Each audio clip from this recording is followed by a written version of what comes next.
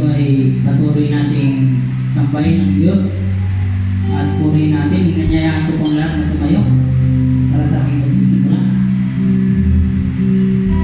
So oras na ito, ramdamin natin yung presensya ng Diyos. Nawitan natin siya at kung may mga problema man tayo sa ating buhay, ipagkatiwala natin sa Diyos. At sa oras na ito, bigay tayo ng kapatawaran sa bawat pagkakasala natin.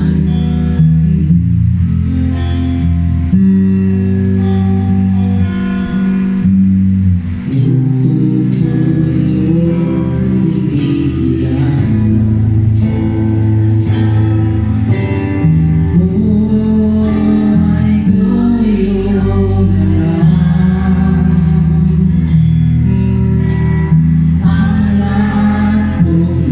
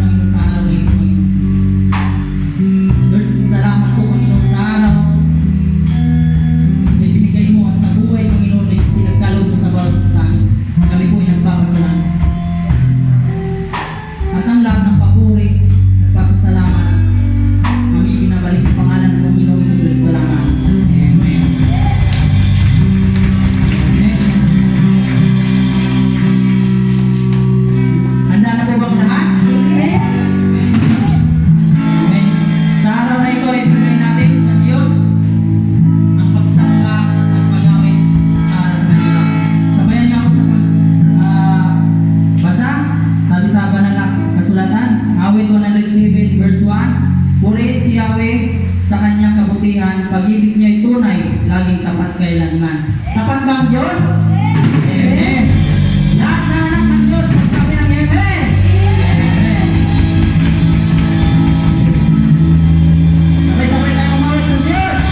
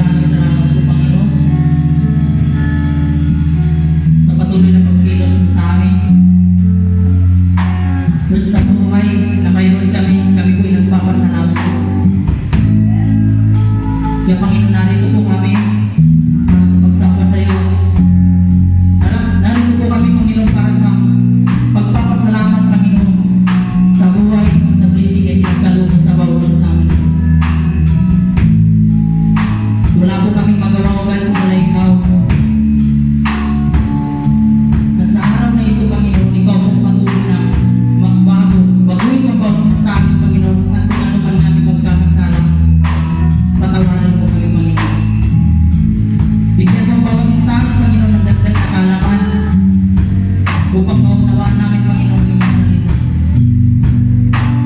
At ang lahat ng papuri at pasalamat tanging sa Panginoon sa Kristo lamang. Amen. Amen. Kayo po'y magkamayan.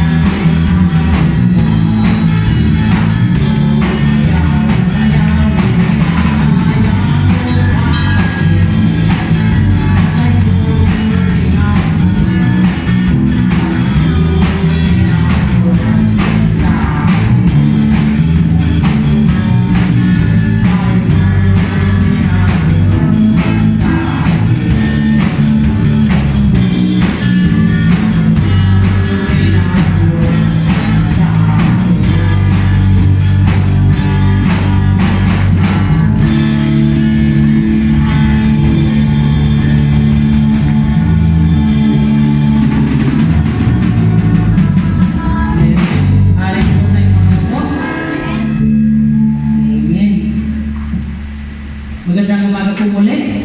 Amen. Masaya po bang lahat? Amen. So,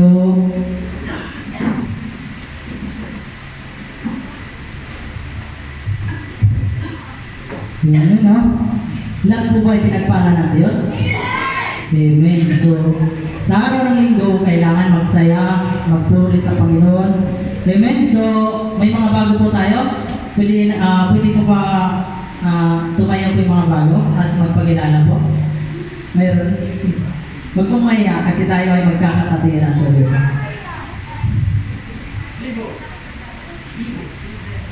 Vincent? Next po sino? Sister.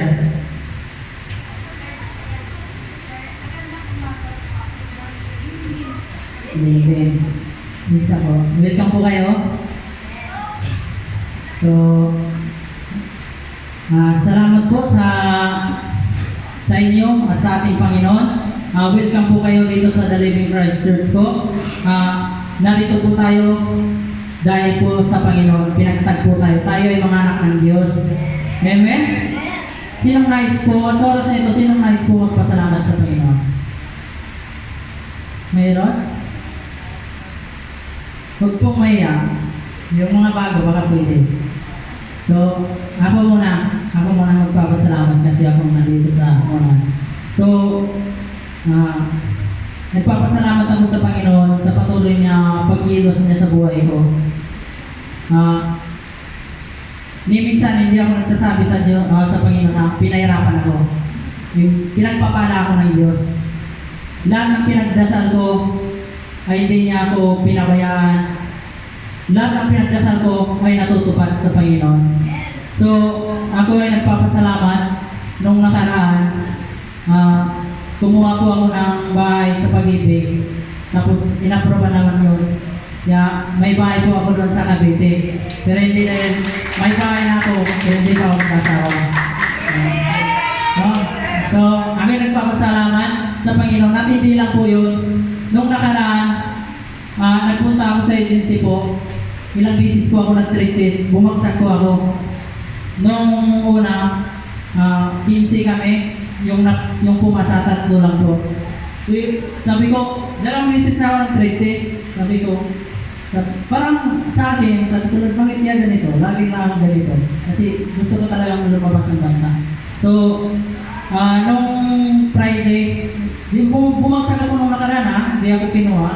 Pero nung Friday po, sabi nung agency, sabi niya, Larry, payag ka ba sa interview? Sabi niya sa akin. Sabi ko, may kasama po ba ako, ma'am? Sabi niya, ikaw lang mag-isa ka, kasapin ka lang ng Japanese. So sabi ko, sige po ma'am, payag ako. Tapos po, pagka Uwipis pala yung nagsabi, tapos pagka Friday po, nag-chat yung agency sa akin, sabi po, sir, nasilig ka na po. Yun yung pinagpapasalamatan ko sa Panginoon kasi nasilig ako pa Japan. Tapos, hindi na ako umarap sa interview. Yung iba,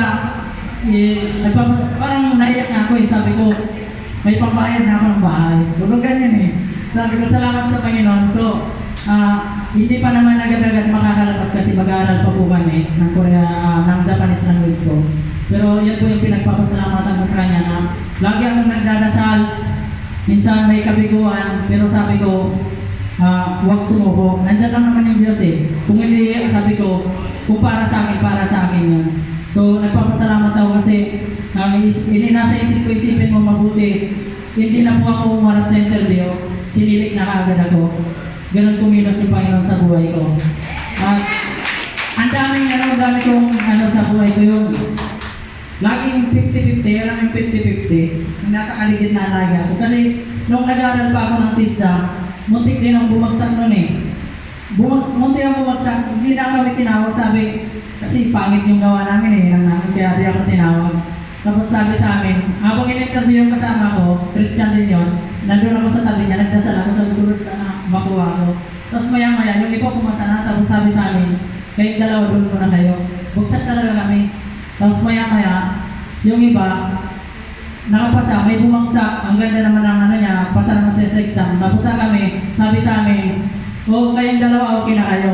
Ganun na rin talaga, sabi ko, ganun kumilos yung Diyos sa buhay ko. Yung laging parang sinubukan mo na ako, tapos maya-maya, hindi ko alam nandyan na pala. Kaya nagpapasalamat ako sa Panginoon na kasi nung nakaraan talaga, wala akong trabaho dalawang linggo na wala akong trabaho kasi na-expire na po yung insito ko. Nag-renew ako. Tapos yun nga, parang lahat dumating yung yung sa Pag-ibig, tapos dito sa pag-apply ko po sa Japan. Yan po yung pinapasalamatan ko sa kanya na hindi ako binigo. Kahit anong problema na dumating sa buhay ko, nakangiti lang ako para sa Panginoon. Alam ko naman nandyan siya Ang lahat ng papuri ay binabalik ko lang po sa kanya. Meron pa po ba?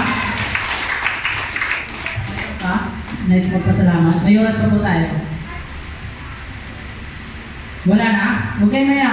Alam kong mayroon yan. Araw-araw tayong nabubuhay. Alam kong lahat tayo may pagpapasalamat sa Panginoon. Pastor Lito.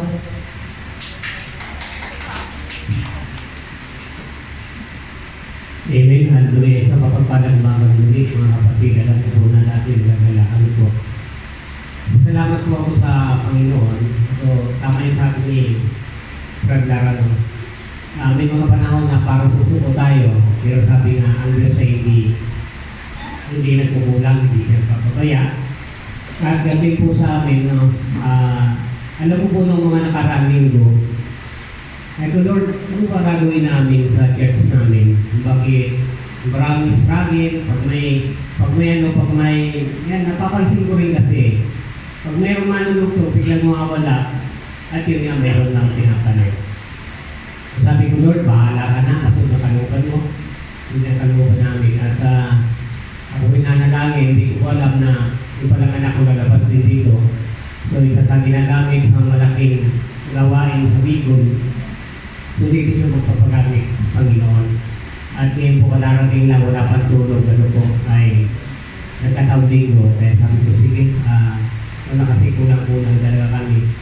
Pinapasalamatan ko po doon sa pag-iingat niya, ano po, sa biyahe. Ang alam ko po yung biyahe niya ay makakarating sa alas 4 o alas 5. Nakarating sa ng alas 3 pa, kaya sabi ko maghintay na kasi layo-layo nilalakad ko. So, kaya po sinundo ko siya, umaga na. So, may nagagalak dahil sa pagkilos po ng Panginoon. Lalo-lalo na po sa dito sa atin, yung pong mga ginagamit namin sa Camarines Norte, unti-unti po dinadala dito. May dalawa pa po akong kasama na hindi namin nakikita dito sa Maynila, yung Pambal, at sana po Lord na mapunta rin dito. Ano po? Inaasahan ko po na may aakala ko po na ito ng Panginoon sa lugar na ito. Kaya po yung mga manggagawa niya ay patuloy niyang iniipon sa lugar na ito. Kumbaga po, ako lang yung naging simula na dito, from 2009 hanggang ngayon, nandito po ako. At ang kumikip po sa Panginoon magkapagamit. Kaya sabi ko nga, ano bang sitwasyon, pagpatuloy lang tayo. Hindi tayo titingin sa tao. At sabi sa pananasulatan nito ng ating paningin, kay Jesus Christ sa pinagbulan ng ating pananampalataya. Salamat po at doon tayo tatatag. Kung titingin tayo sa tao, lahat po na tao ng perfecto. Amen? Kung walang perfectong simbahan, kung ikaw ay isang taong perfecto, ikaw na yung church. Kaya sabi nga, pagsumikapan natin ang mga ikalululo tayo sa Panginoon. Lumaka tayo, yun sa kanyang kalooban, at tayo ay niliwala sa Panginoon. Amen? Tuloy po ang Panginoon.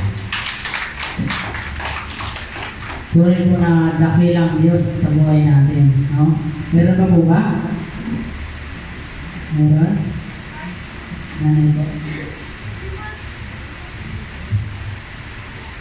Yes, God. Kaya ako napunta na namusta lang ako kayo sa kanila ng asawa. Alam mo, nagpapasalamat po ako dahil ito pong July habang nag-aalaga sa ako, lagi po ako sa tabok ng tubig araw, kasulubong, gano'n. So, na-bless po ako dahil nakamipinan ako pray sa aking pamangkin. Dumalag po ako dyan. At ang haba po, kasi yung kanilang pinipirang mababa po dito. Pinipin ko, kahit sa upuan, init, parang yung pinapasok ko pati bubog.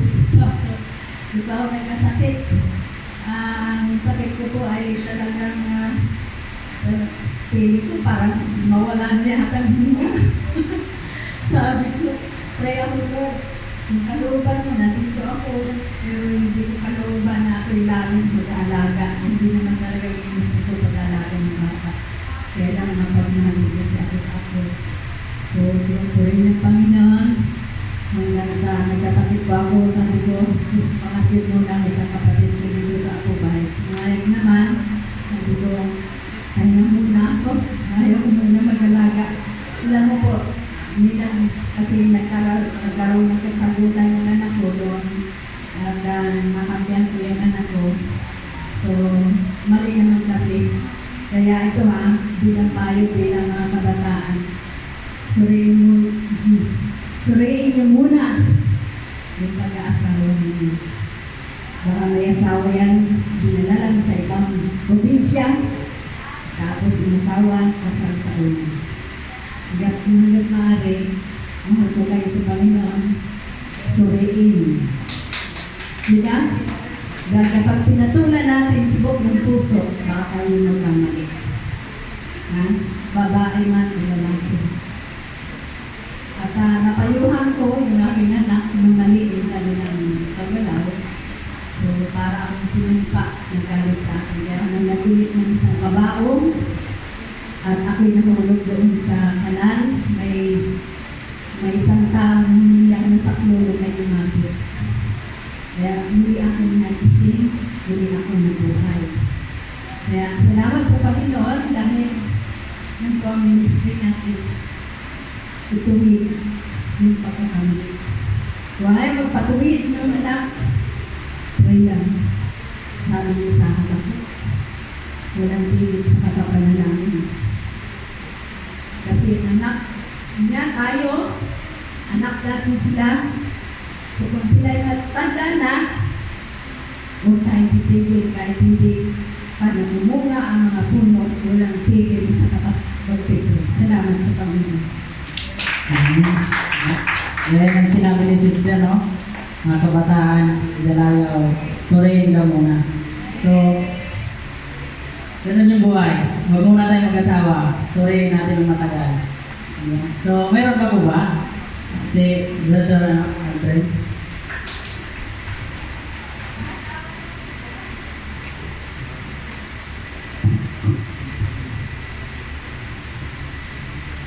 Hello. Praise God. Salamat ako sa buhay natin ng Diyos. Dahil lang, no, yung nakaraang linggo at kinabukasan, pumunta ako sa hiring na trabaho. So yun, interview ako, tanggap naman. Yun yung ko kasal ko sa Diyos. Sabi ko, Panginoon, patulad ko ako sa interview na yun.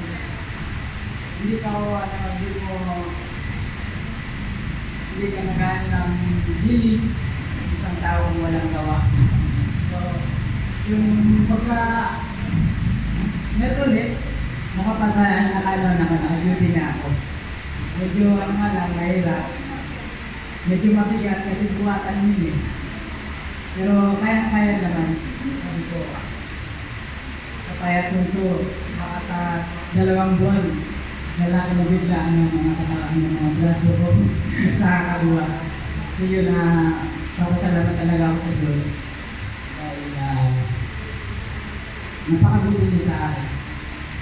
Tsaka nagpapasalamat din ako dahil nakikita ko maraming kong bago ngayon. Sana ako tuloy-tuloy. Pagpapagamit na ko sa Diyos. So yun, maraming salamat kay Bangaladesh. Kapulay sa Diyos. Amen. Walang imposibility sa Panginoon. Kung ikaw ay maghanap, ikaw ay makakasalito. Amen? So, kailangan natin, pag nagdasal tayo, tapos nagdasal lang tayo, hindi tayo kumikilos, hindi tayo bibigyan ng Diyos. Pag nagdasal tayo, hindi tayo naghintay, hindi rin tayo bibigyan ng Diyos kasi hindi tayo naghintay. No? So, patuloy lang tayo magdasal sa Panginoon. Kung may mga pangarap lang tayo sa buhay, pagkatiwala lang natin sa Panginoon. So, wala na po. Yan lang. Ipanalangin po natin ating mga katotoo. Lord God, maraming salamat po, Panginoon, sa patuloy na paggabay mo sa amin, sa pag-iingat, at sa pagbigay mo sa amin ng trabaho, at sa blessing, Panginoon, sa bawat isa sa amin, Panginoon, yung pinagdalo mo, Panginoon. Kami po nagpapasalamat, Panginoon, at ang lahat ng papuri at pasalamat namin sa Panginoon sa Kristo lamang. Amen. Amen. So, walang malulungkot. Amen? Araw-araw tayong kumakain. Pero, kailangan yung spiritual natin na buhay kumakain din. Minsan, pag tinitingnan mo yung katabi mo, matawa. Pero hindi natin alam, pag hindi nagsisimba yan, pag tinitingnan mo, yung spiritual yan, payat na. So, kailangan natin kumain, magbasa, magdasal sa Panginoon. Diba? Kailangan natin mabusog. Sabi niya, hindi lamang sa tinapay na bubuhay ang tao, kundi sa bawat salitang nagmumula sa bibig ng Diyos. Amen? Kumakain tayo sa salita ng Diyos at kailangan malakas ang bawat isa sa atin. Pag yung isa sa atin ay nangingina, yung isa naman ay ipapalakasin niya yung kapwa na Kristiyano. Amen? Amen. So, tinatawagan ko kanyang lingkod na si Pastor Robin.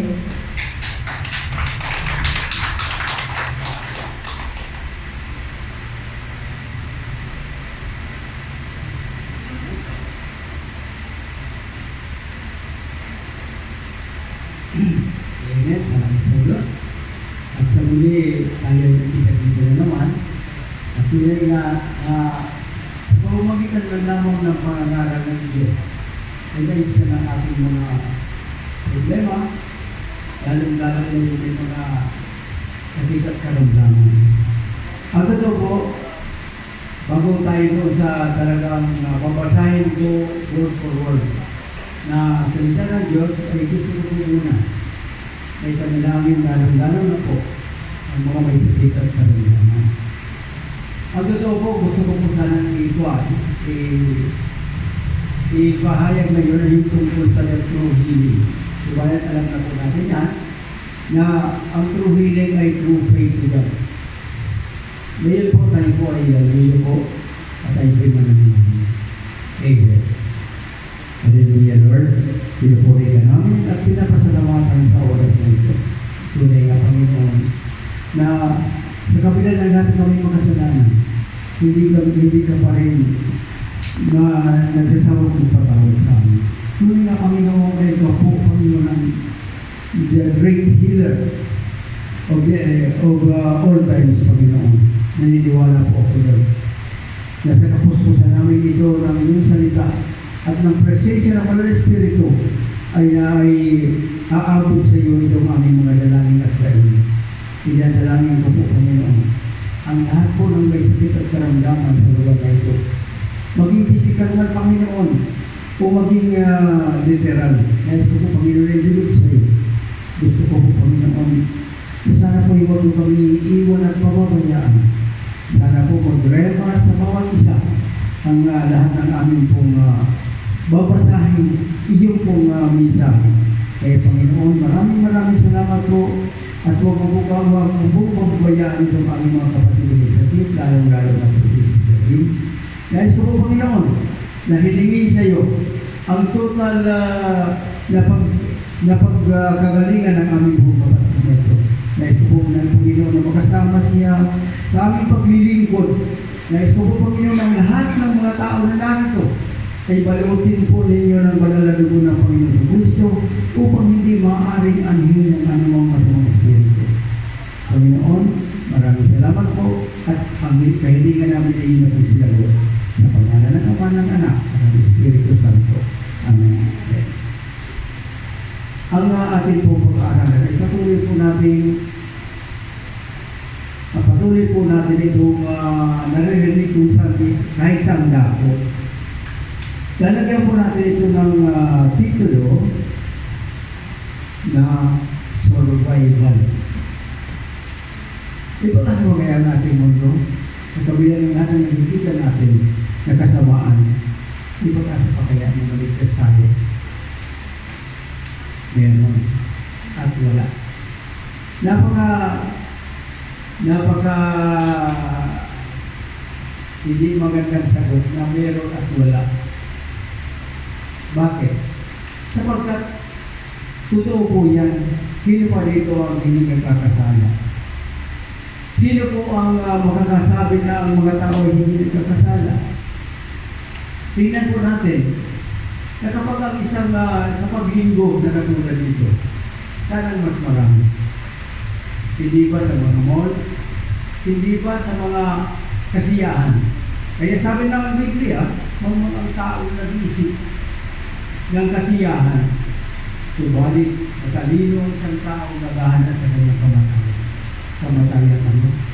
Kamatayan spiritual.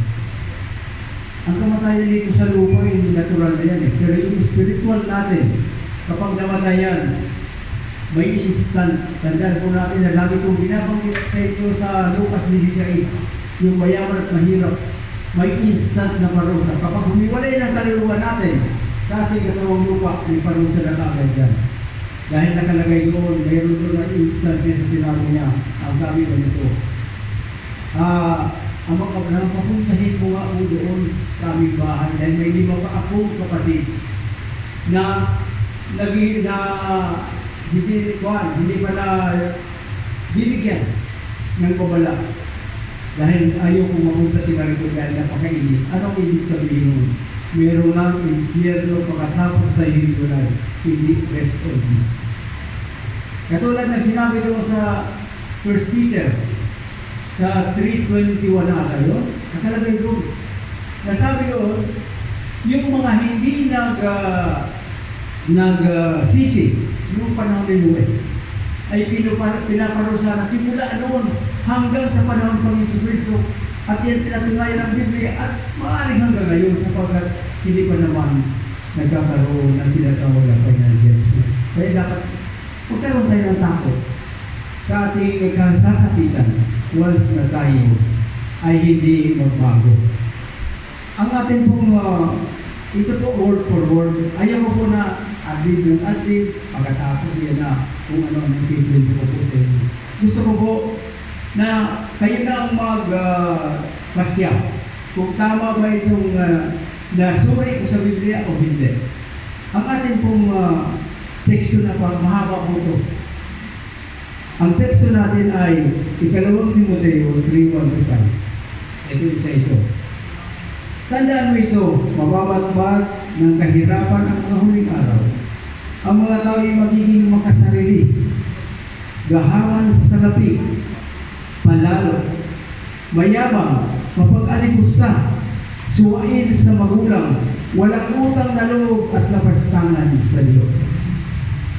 Bukod dito, magiging malupit sila, walang hawag, mapanirang puri, mapusok, marahas at namumuhay sa mabuti. Hindi lamang yan, sila'y magiging taksil, walang karo, palalo, at mahilig sa kalayawan. Sa halip na sa mga bagay na ukol sa Diyos, sila ay nagkukunwang mananampalataya, ngunit hindi naman nakikita sa buhay nila ang kapangyarihan nito. Ang sabi ng Diyos, iwasan mo ang mga ganitong tao. Sinabi po yan sa Ezekiel 33:31, nakasabi doon, ikukunwari nga naman. Sabi ng Panginoon, pupunta kayo sa ating templo, pagkatapos, kasakiman pa rin ang nasa puso niyo. Kaya, pag tinignan ko ninyo lahat ng verse na babasahin ko, palagay ko naman po, maunawaan ninyo ang sinasabi ninyo. Sa Matthew 24:4 hanggang 9-10. Sabi dito, sumagot si Jesus, mag-ingat kayo na huwag kayo mailigaw ni naman. Sapagkat maraming paparito sa aking pangalan at magsasabi ako ang Mesiyas at marami silang maililigaw. Totoo po yan. Nangyari na yan ngayon. Tandaan po natin na ang sabi ng Biblia, ibubulgar na yan at ibinubulgar na talaga. Sa verse 6, makakarinig kayo ng alingaw-ngaw ng kalaban at ng mga balita tungkol sa digmaan. Meron ba ngayon? Meron. Huwag kayo mababangawag. Sabi dito, mangyayari ang mga ito, ngunit hindi pa ito ang wakas. Ang ibig sabihin, hindi pag-asa pa tayo na makapagbago. Hindi pa ito ang wakas. Sapagkat makikibaka ang bansa laban sa kapwa-bansa at ang kaharian sa kapwa-kaharian. Magkakagutom at lilindol sa iba't ibang dako.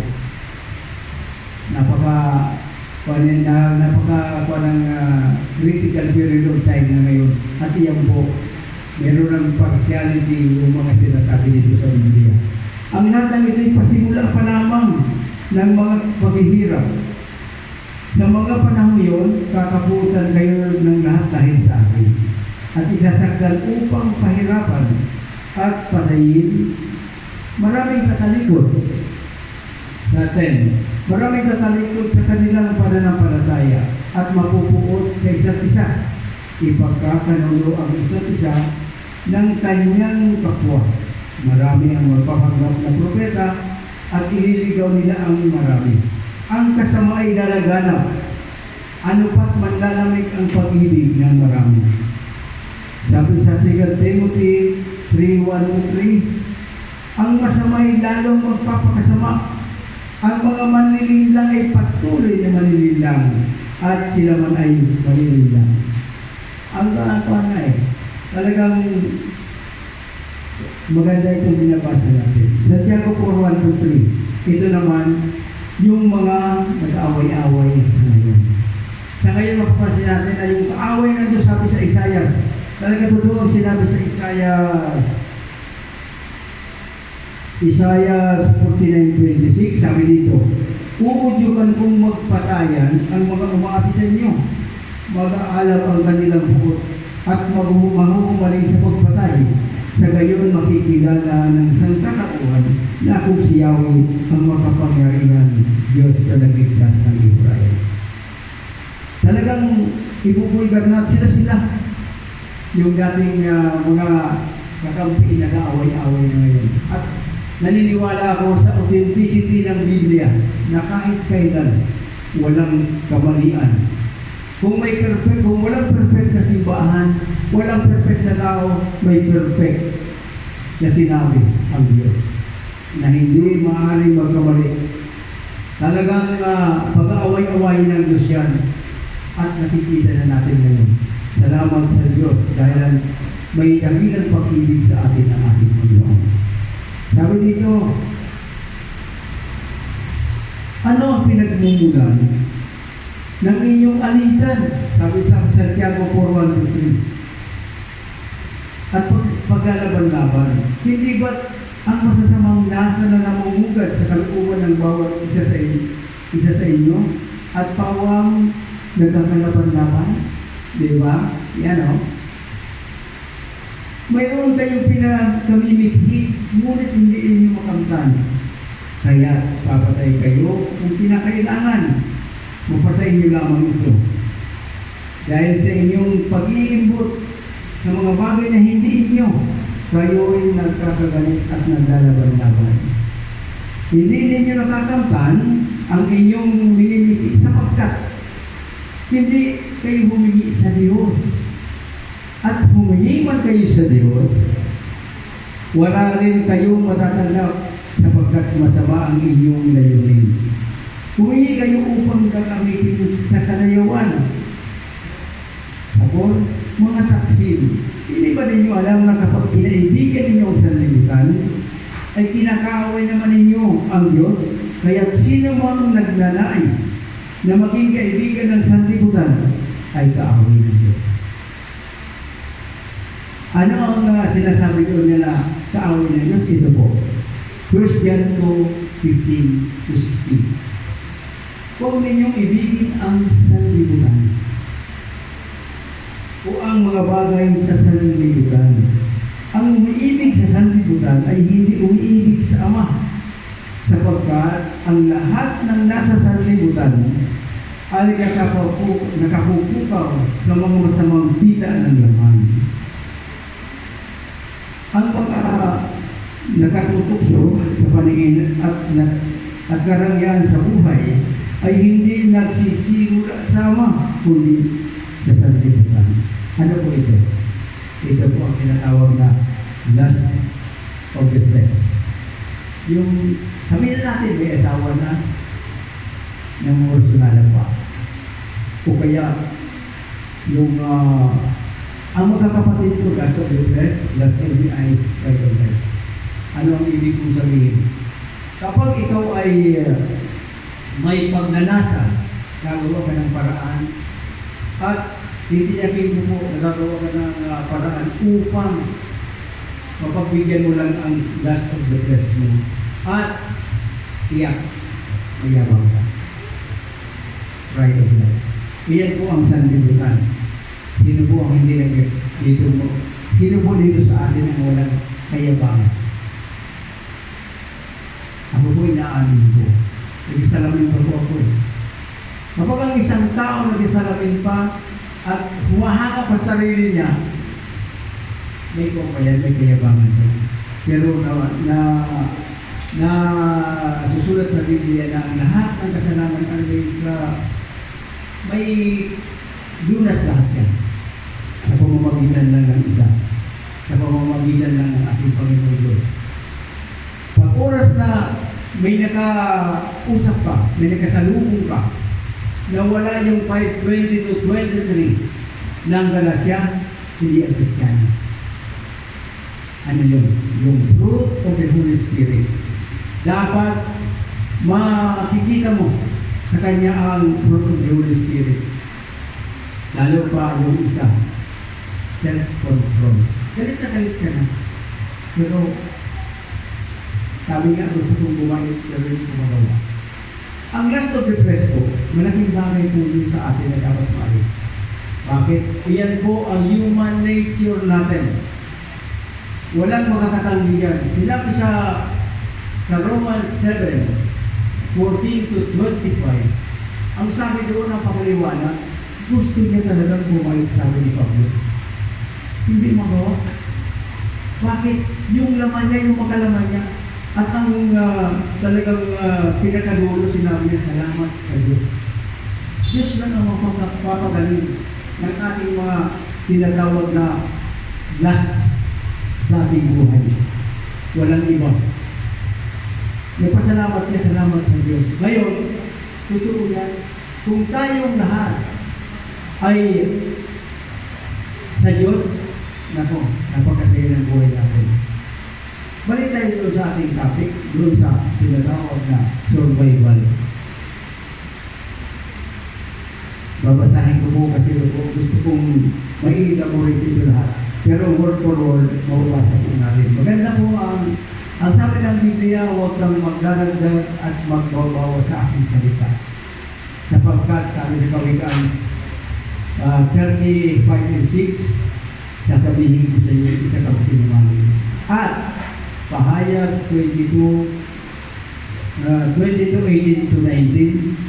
hindi ka bibigyan ng tinatawag na bunga ng tinatawag na bunga ng kahoy, o kaya ang sa madaling sabi ay hindi ka mapapatawag ng Diyos. Magdurusa ka. Kaya sabi yun, ang mga talatang ating binasa ay mga hula na galing sa Diyos. Na darating ang huling araw at ngayon na nga magdaranas ang tao ng kahirapan dahil sa mga kalamidad, kasakiman ng tao at marami pang iba't ibang dahilan, kaya magkakaroon ng kagutom at ang mga tao ay gagawa ng mga paraan para makapag-survive. Anong ibig sabihin? Magiging sakim ang tao. Kaya nang binasa natin kanina, magiging sakim ang tao. Mabuti nga mayroon pang tinatawag na dito sa Pilipinas ay hindi pa dumarating yung talagang yung kasakiman nandiyan na talaga, hindi na talaga mawala, na kahit na kung sa bagay, sabi na ang kawikaan, ang karamihan daw sa tao parang hinta. Mayroon na dalawa pang bumanga, mayroon pa naghahanap pa. At sinabi ni Haring Solomon na ang tao parang libingan na walang pagsasawa. Isang bagay lang ang may example ko niyan, nasabi ko na noon, na may isang mayaman na talaga sa Makati, may sariling wine house, pero walang Diyos. Ang pera niya umaabot ng mga 30 million. Natalo siya sa casino ng 10 million. Yung may 20 million pa. Pero dahilan lang doon sa 10 million na yun, nagpakamatay siya. Nalaman namin yan dahil hindi kami katabi kami ng historisyon nila. At liban doon, nalaman namin na namatay silang dalawa na magkasama, babae at lalaki, hindi pala magkasawa, kundi magkakatuloy. Yung tunay na asawa na siguro isa. Ang ibig sabihin, simple lang yung kasakiman, kapag pumasok sa puso ng kahit na sino, walang lunasyon unless you are aided by the Holy Spirit of God. At ito, mawawalan pag-ibig sapagkat ang kanilang iisipin ay ang kanilang sariling kapakanan. Saan po mababasa yan?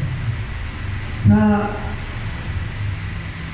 Romans 16:17-18, mababasa po yan. Sabihin yan, maglulukuhan at mangyayari na at nangyayari na sa kasalukuyan. Idalangin natin na huwag natin sapitin ang mula sa Deuteronomy 28 sa verses 54-57. Ano po ang sinasabi doon? Magiging maramot pati ang pinakamabait na tao. Hindi siya bibigyan ng pagkain. Hindi niya bibigyan ng pagkain pati ang kanyang mga kapatid, asawa, ang mga nalalabing niyang anak. Hindi talaga magiging sakit talaga. Sino man sa kanila hindi mabibigyan ng kinakain niyang laman ng kanyang anak. Hindi pa dumating sa atin yan na kumakain na ng laman ng kanilang anak. Sa takot na mawalan siya ng matakain. Ganyan ang sasaabutin ninyo sa panahon ng pagkubkub sa inyo ng inyong mga kaaway. Dito parang natat sa kon. Kapag nasakot tayo ng ating pong ng mga nagnanais na sakupin ng Pilipinas, ang mangyayari sa atin, gutom at maaaring ipagdamuyan na tayo sa mga bundok, sa mga ilog na doon tayo titira. Bakit? Sapagkat yung kanilang iniisip pa yung tinatawag na kanilang sarili, yung mga yan. Magpupunta yan dito para sakupin lang tayo, para kahirapan tayo. At iyan ay mabuti na lang. Nagpapasalamat ako sa iyo. At hindi sila nagtatagumpay pa sa ngayon. Hallelujah. Sabi dito, maging ang pinakababait at pinakamasilang babae sa Israel na dati hindi tumutungtong sa lupa ay magiging maramot pati sa kaasawa at mga anak. Maging ang inunan ng sanggol na kanyang isisila ay ipagmamaramot, lihim niya itong kakainin at pagkatapos ay ang sanggol ang isusunod. Hula yan. Napakagandang pagtitunan natin ang pansin sapagkat hindi pa lumaking sa atin. Sabi nito, ganyan na ang aabutin ninyo sa panahon ng pagbugbog sa inyo ng inyong kaaway. Hindi ba? Maganda-ganda pa ngayong maski hindi ko inabot yung panahon ng hapon. Hindi tayo nagpaganyan. Kahit paano, kumakain pa rin tayo.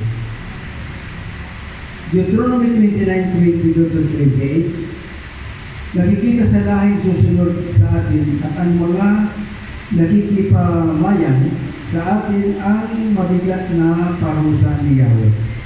Makikita nila ang lupang pinupok sa pamamagitan ng asupre, tinabunan ng asin, ano pa, di mabubuhay noon ang anumang pananim, gawa ng gaya na nangyari sa Sodoma at Gomora. At Sibon nang ibagsak niya dito ang kanyang matinding puot. Nakakatakot ang puot ng Diyos.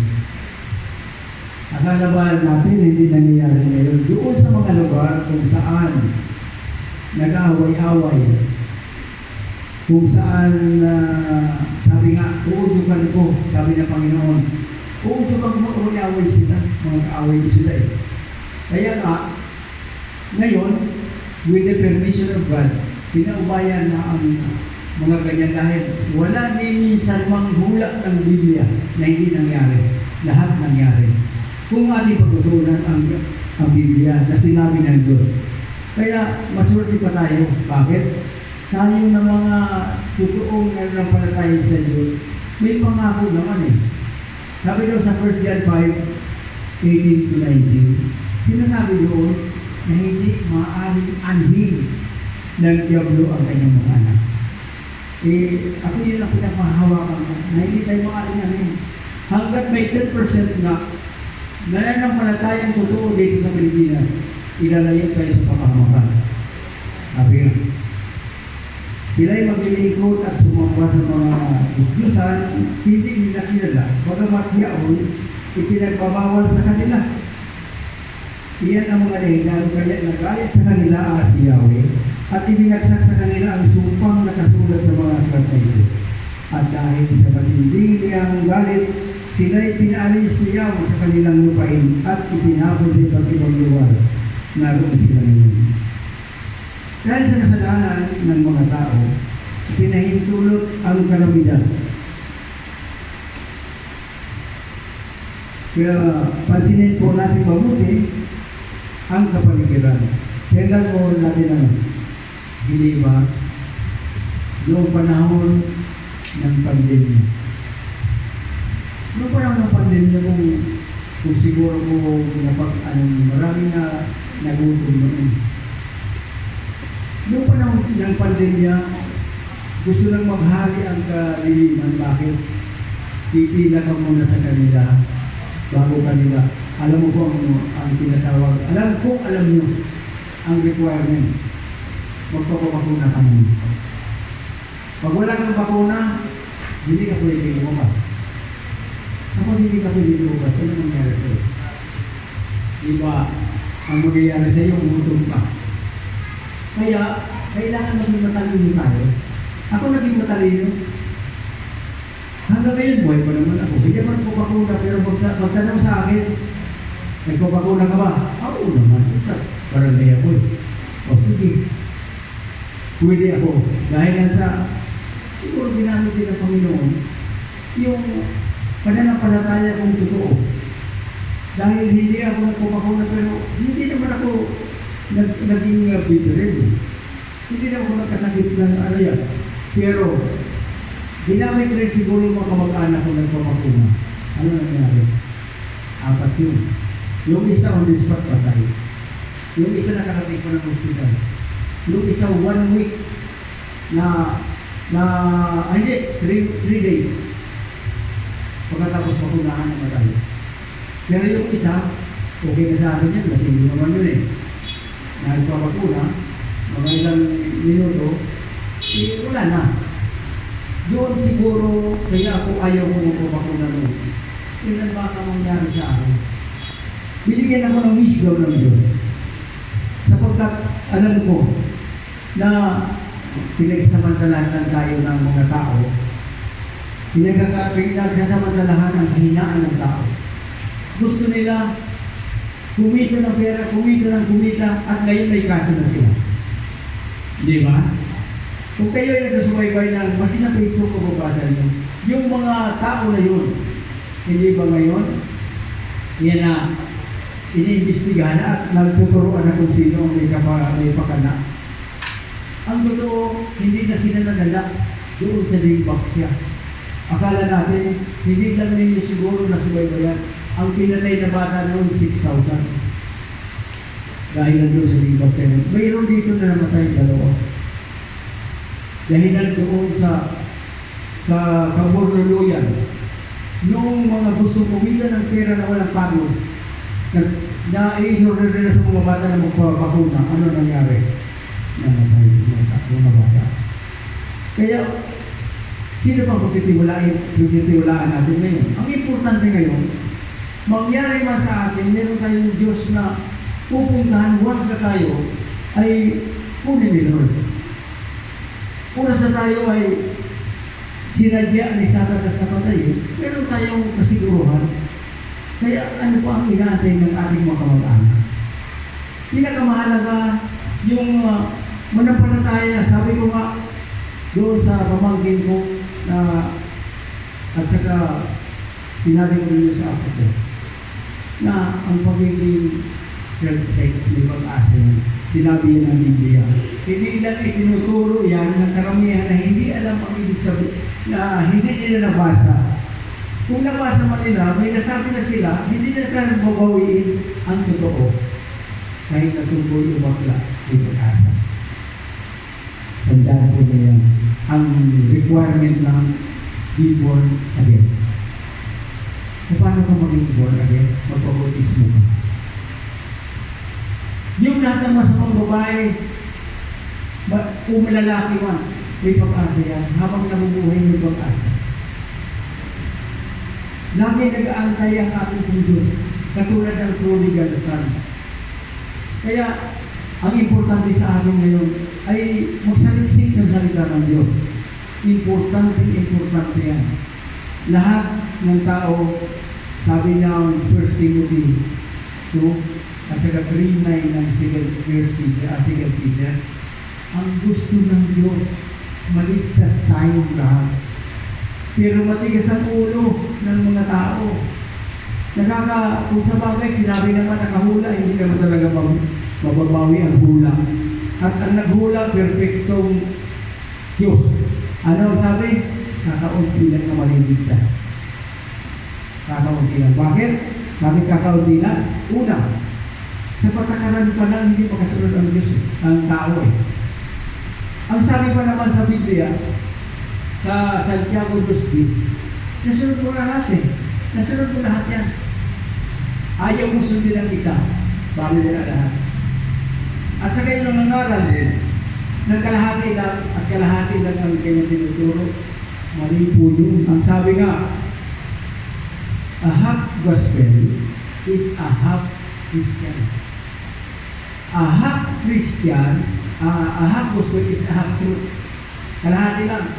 A half truth is a half Christian. And a half Christian is a whole nonsense. Mali wala lang. At ang nakalagay na verse, Santiago 2:10. Oh. Mahirap talaga ang pero kapag ang totoo ganito.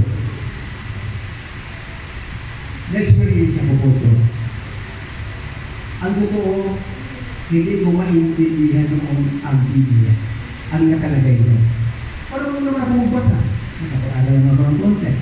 Pero bakit hindi ko noong hindi pa ako nagbabagong buhay, hindi ko maintindihan ang Biblia? Sapagkat nakasulat. 55:8-9 ng Isaiah, nakalagay doon. Ibang isip ng tao, iba ang turo dito sa lupa, at ang isip ng Diyos. Hindi ako, ano may sabi nyo, hindi ako masinungaling, nakalagay sa Biblia eh. Pangalawa, ang sabi ng Biblia, ang salita ng Diyos ay spiritual. Hindi maintindihan ninyo man ng mga hindi spiritual pa. Saan nakasulat na naman yan? John 6:63.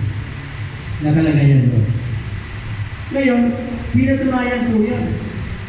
Sa 1 Corinthians 1:18-31, kung babasahin po ninyo, nakalagay po yan doon na hindi dahilan, kaya tingnan ko ninyo, hindi dahilan sa ikaw ay professional, sa ikaw ay marunong dahil mangmang ka sa Diyos.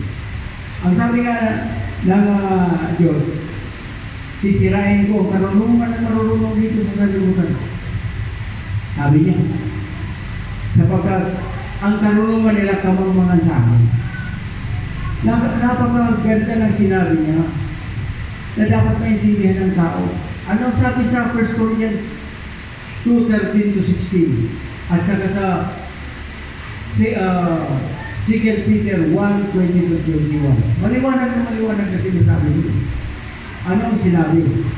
Unless you are guided by the Holy Spirit, you cannot understand the will of God. Hindi mo talaga maintindihan yan. Kaya, tingnan po ninyo ngayon, buhay na patotoo. Saan yung mga professional? Saan yung mga abogado? Saan yung mga may tinapos? Andoon sa Salvador, sa Quiapo. Andoon sa niloloko sila na sa iyo ang aking kaluluwa. Sa akin ang iyong kaluluwa. Di ba? Sabi? Ang lahat ng kayamanan sa mundo, akin. Hindi pa sinabi yan? Napapaniwala doon. Professional siya na. Ano pa? Yung sinasabi na tumalon ka lang. Galing ka na.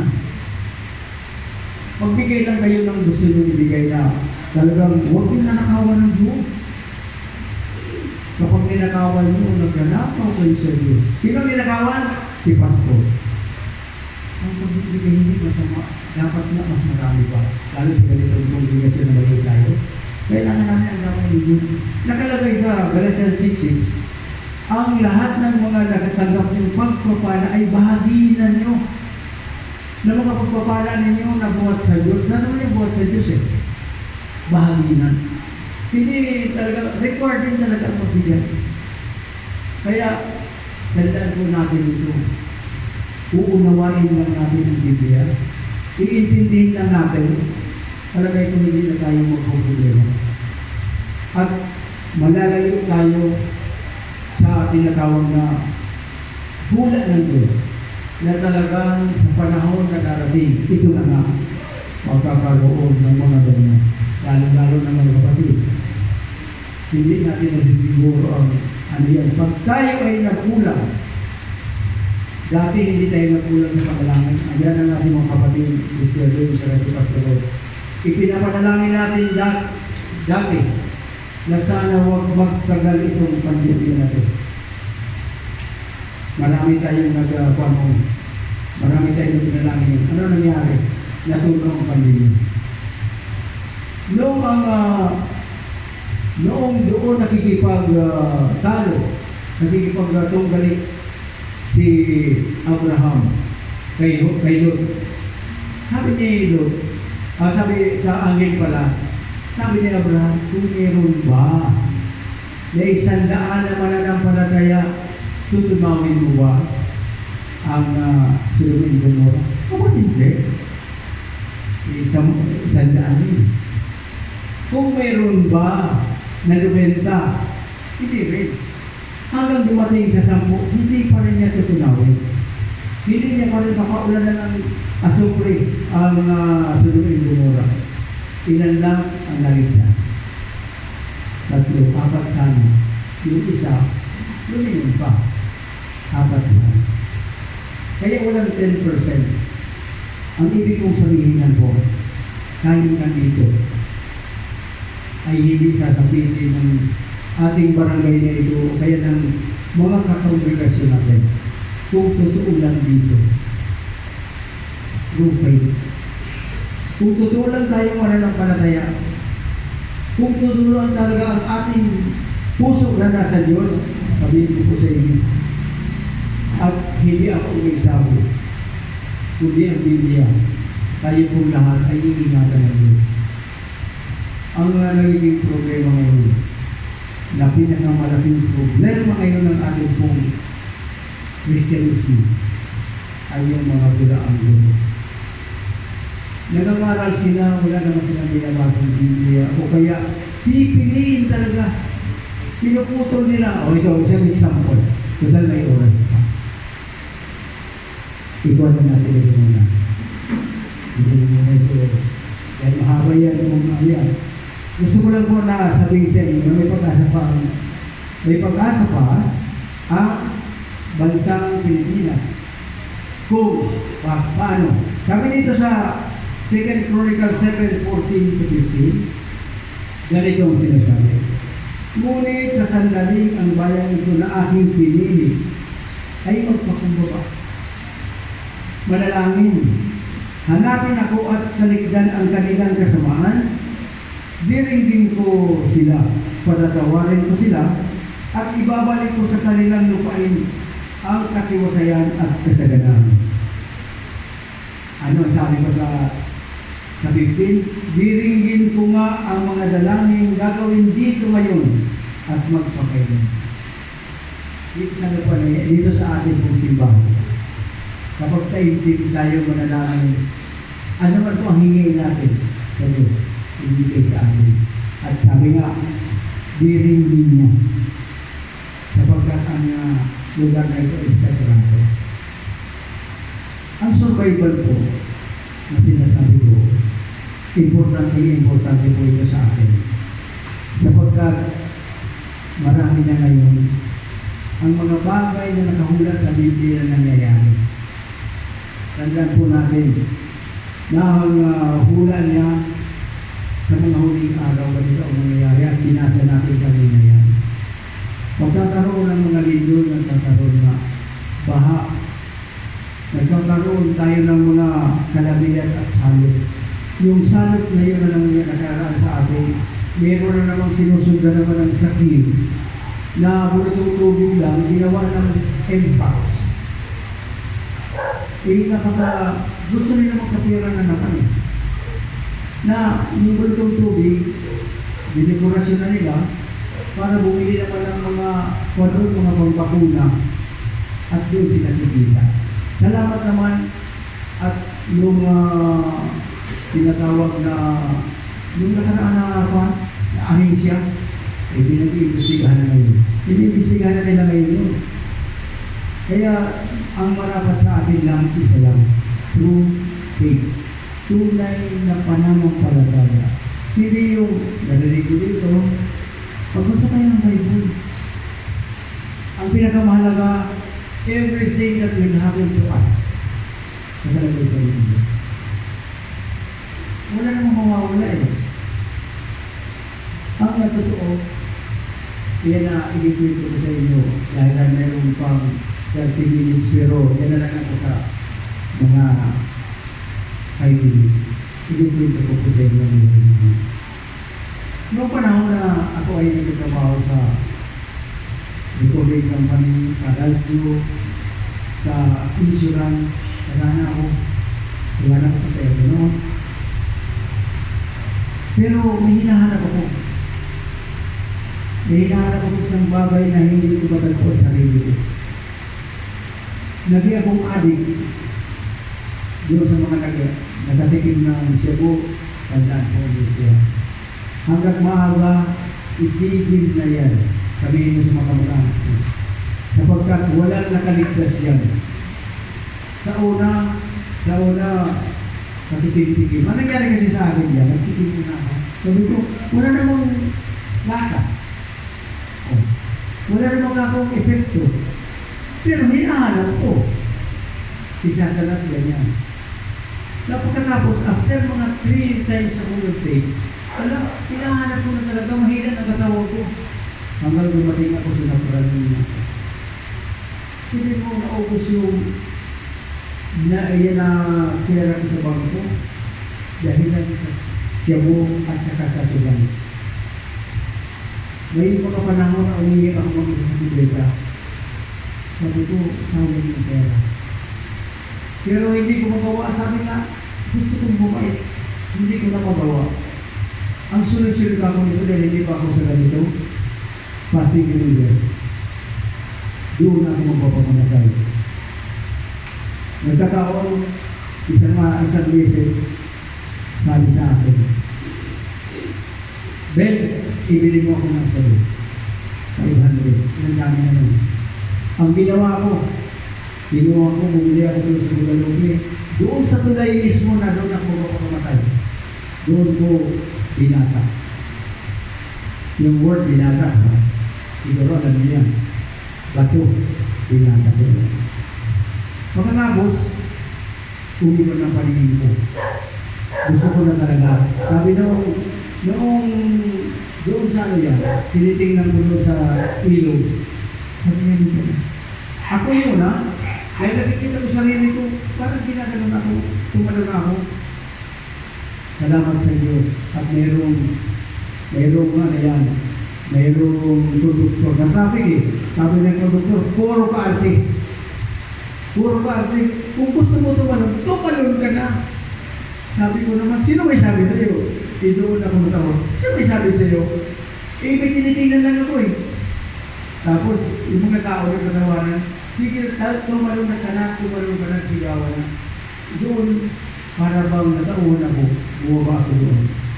Pagkatapos, umiyak ako. Wala na akong pera eh. At saka, paano ako haharap? Doon sa nagputo sa akin.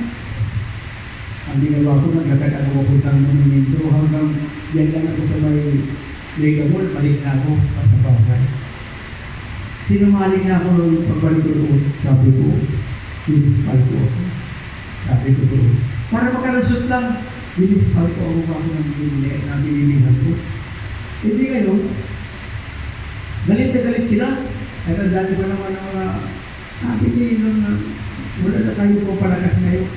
Sabi ko, anak ko na lang. Doon na wala yung ayaw ko na magpakamatay. At nakulam ako dito. Nung makulam ako, doon na ako nagsimula. Na sabi ko kay Pastor Nes na ng Pastor doon, Miyerkules yun. Sabi ko, pwede ba ka ako, Pastor, na magpa-pre-order ako dito? Sabi niya, walis ka na dito. Adik ka eh. Sabi niya, adik ka na, sugaron ka pa, paano kita natutulungan? Hindi ka pakikinggan ng Diyos. Nalungkot ako, araw. Nung bababa na ako, bigla ko sila, halika na! Sabi ni Pastor Rodel, halika na! Sigurado ba na mo pa nagkuhan ka ba? Tutulong mo panalangin ka sa akin.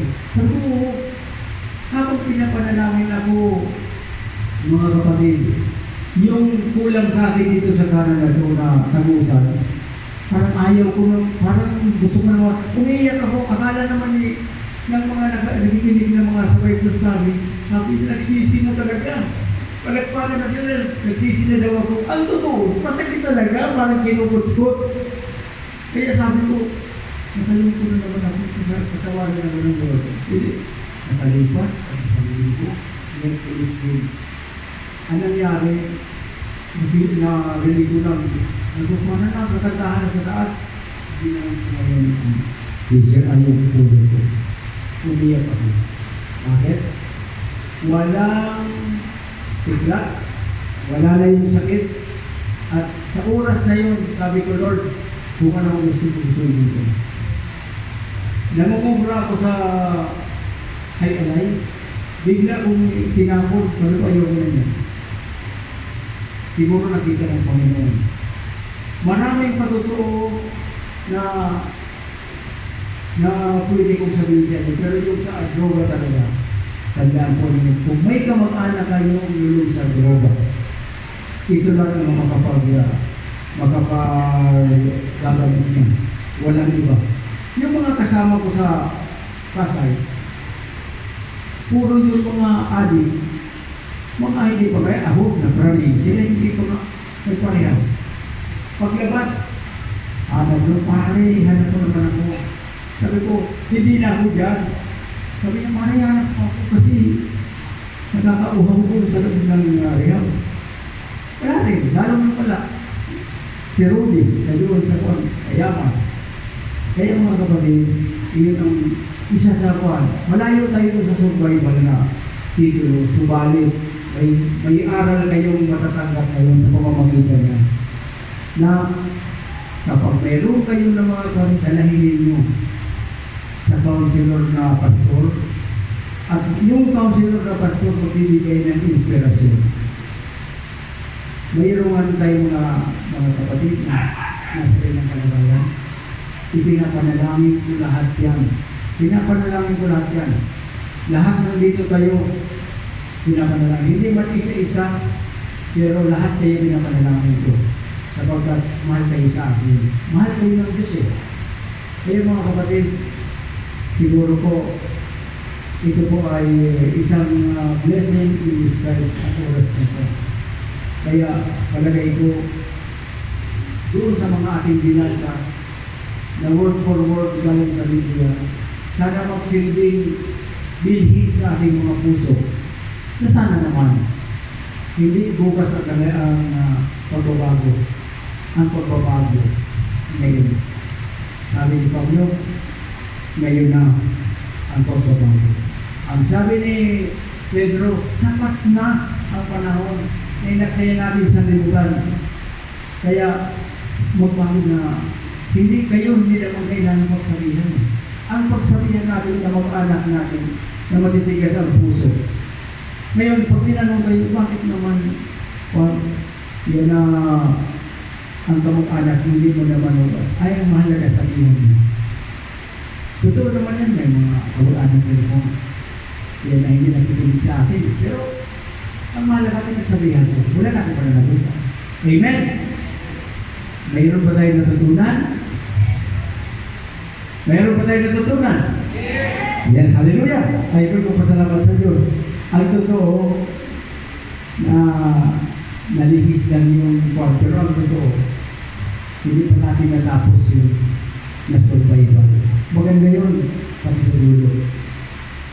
Ayaw pong lahat, ay yun po lang. Sundin na lang natin yung nakalagay sa Bible, kapag tayo ay manalangin, kayo po nagkawa. Yes, hallelujah.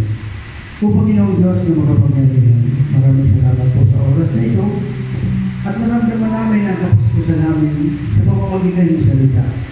Panginoon, andito po namin.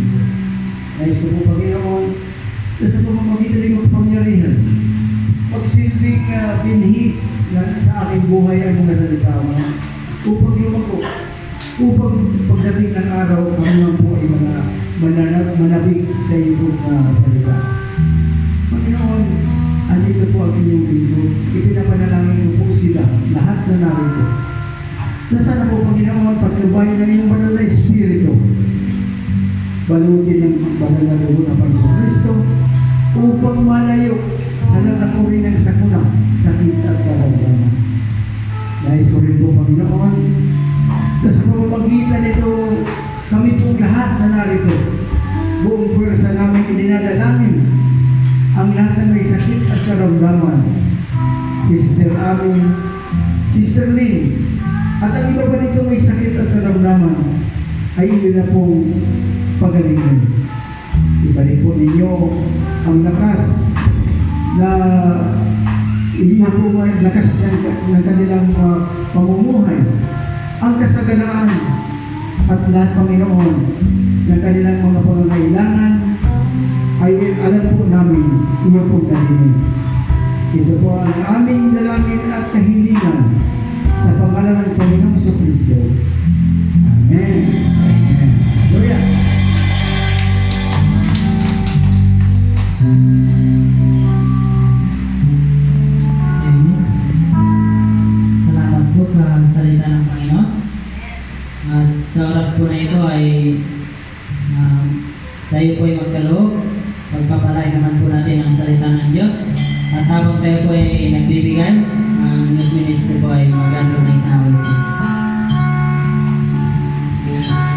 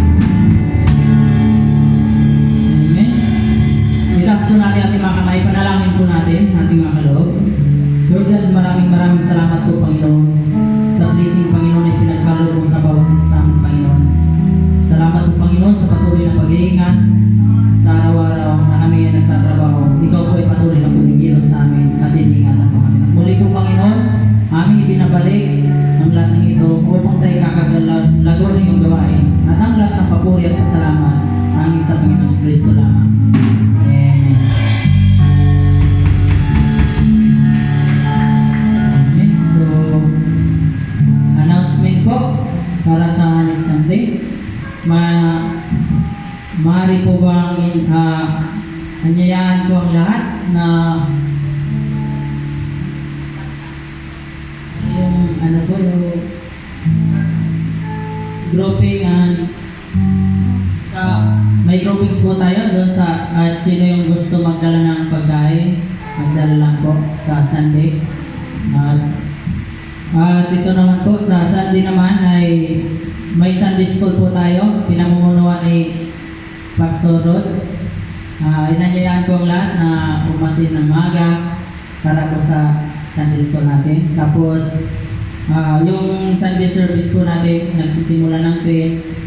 At inanyayaan ko ang lahat kung sino nice sa mga music ministry, sa mga youth po, kung sino nice mag-practice para at gusto magpagamit sa Panginoon, magpagamit po tayo para sa Panginoon. Yan lang po. May dagdag po ba? Announcement? Pastor? Okay, nice lang po tanong sa inyo na po. Ako po talagang hindi kunting ito. Ano po, wala nakikita ko naman po ako lang na-influence. Ako po ay nanalangin sa Panginoon makapagbigay ng time para sa gawain na po. Hindi po din sa inyo na ako talagang hawak po talaga music team. At hindi po ang bunting ito na sa music team ay hindi nila alam kung ano po ba talaga na sa worship. Ano po, unang-una kapag ikaw ay nag-worship, ikaw yung nauna, ikaw yung unang-unang tatargetin yung tao, kaya kailangan i-quit ka. Amen? Kaya hindi po pwede sa music ministry na hiwalay ka sa gawain. So sa amin po, ginagawa po namin yan, kaya po yung mga music ministry namin, kahit na sila ay napagagalitan, hindi sila maramdamin. Dahil alam nila kayo kakayuan. Ang dinadala nila, umaawit sila sa Panginoon, hindi sila umaawit kung saan pa man. Yun po. So, nais ko pong ibahagi sa inyo, kung sino gusto pong mag-aaral ka sa music, malaman nila kung ano ba ng music. At may music lesson po tayo. Hindi po tayo basta lang. Hindi tayo galing sa isang tititukin sa simbahan na hindi malago. Ano po? Ako po kasi nakita ko po ay may mga kabataan na willing talaga. Gusto ko magtuturo sa kanila about music. Kasi napakahalaga po. Kaya kung sino po yung gusto, sabi lang po sa amin, ayon si Brother Larry, napag-usapan din namin ni Brother Larry na ano yung magagawa natin sa body of Christ. Ano po, napakahalaga po ng music. Kami po, kumbaga sa araw, papunta na kami sa paglubog. Ano po, kailangan namin yung mga susunod. Kaya po sa music ay discipleship po kailangan namin. Sa tagal ko na po dito, wala pa talaga. Dahil hindi po talaga ako nakapokus. Ang ginagawa ko doon. Dahil po ay busy sa mga trabaho. Ano po. Dahil ngayon, nandito lang naman ako. So, nagkukumit sana ako ng Sabado kung maaari. Pero kung hindi pwede, ako ma-adjust para sa inyo. Kung gusto niyo sa linggo, ng mga kabataan, yung sa music talaga. May thinking ko yan about music, hindi lang gitara. Ano po, kung gusto po talaga ninyo, maupo tayo para maunawaan natin. Para balang araw, tayo rin ang gagamitin ng Panginoon.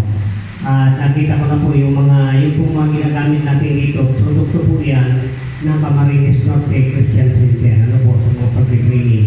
Kaya si Brother Sam, tatay niya, Pastor Tek, kumahan ko, ano po, kaya lang sa makabilang buhay na. Amen. Si Daniel, produkto ng Camarines Norte Christian Center, patay na rin yung papa niya sa makabilang buhay na. At sa amin pong magkakasabay, ako na lang yung buhay. Amen? Ako lang po yung ginagamit ng Panginoon.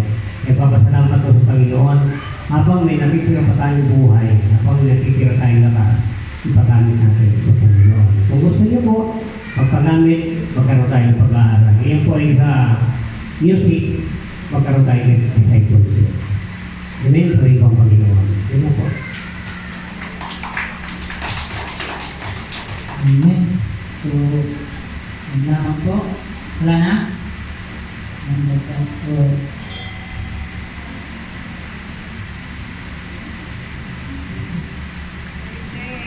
birthday.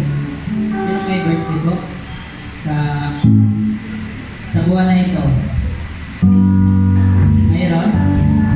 Kung may birthday po, pumunta rin sa harap para mag-pray natin.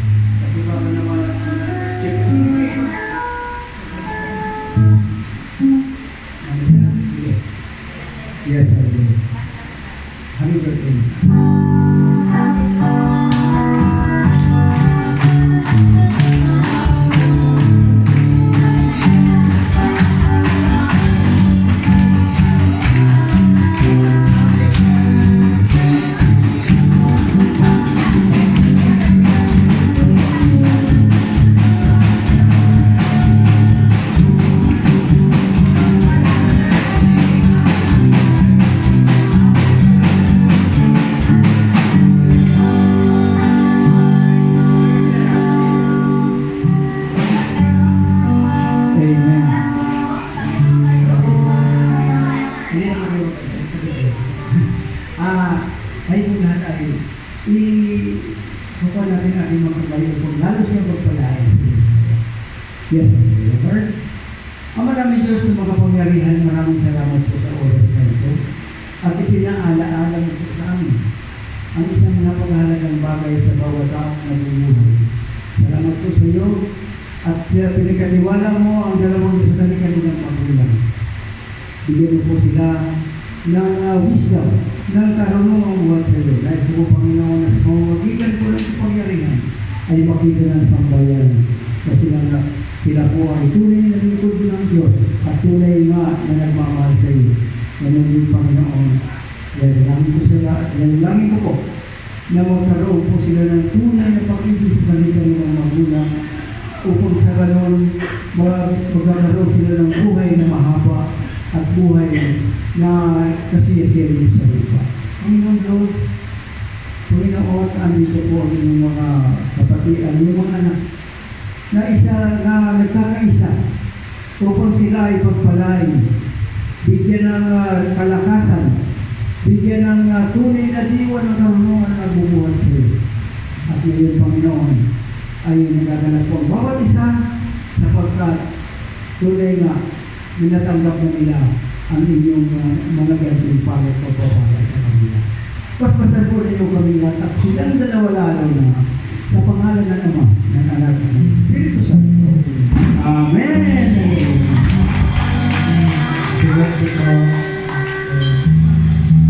Muli po ay para sa ating pangwakas na panalangin. Tinawagan ko po sa pastorot.